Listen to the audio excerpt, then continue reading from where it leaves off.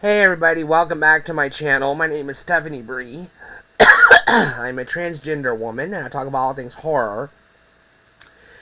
And today I'm talking about the third film in the Hatchet franchise. The last one that used the Hatchet title before it became Victor Crowley. But it was all about Victor Crowley anyways. So, Crowley or Crawley, I'm not sure. They say it both ways in the movie. And I think they spell it Crowley. But anyways. Hatchet 3 is boring. I'm going to save you the trouble. Don't watch it. The first one was phenomenal. The second one was, what the fuck are you doing? And the third one is just boring. Do you remember watching Friday the 13th, Jason Goes to Hell at the beginning where the FBI shows up and blow Jason to smithereens? That's this movie.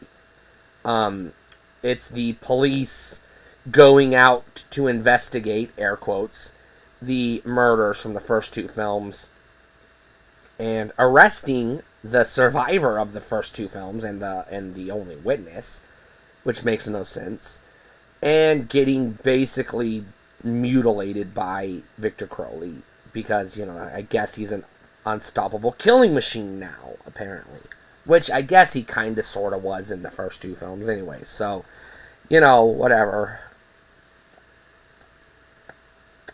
Normally, in your slasher movie, you're here for the kills. But I feel like this one was just, even though the Hatchet movies do go a little extreme on their kills, they're not just ripping off Friday the 13th and Halloween, everything else, etc. They're more or less paying homage to them, but they are trying to, the hook is the kills, basically.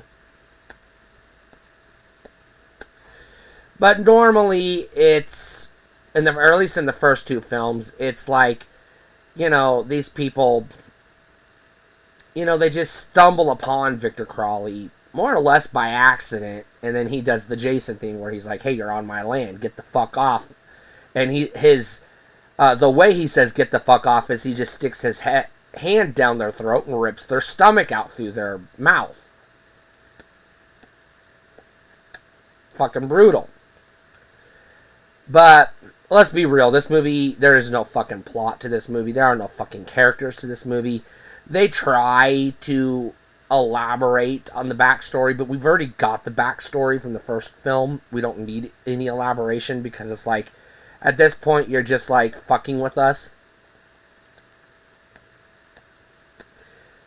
And it took me 3 tries to get through this film because I was like watching it and I'm like, my God, if I roll my eyes again, I'm going to have a blister.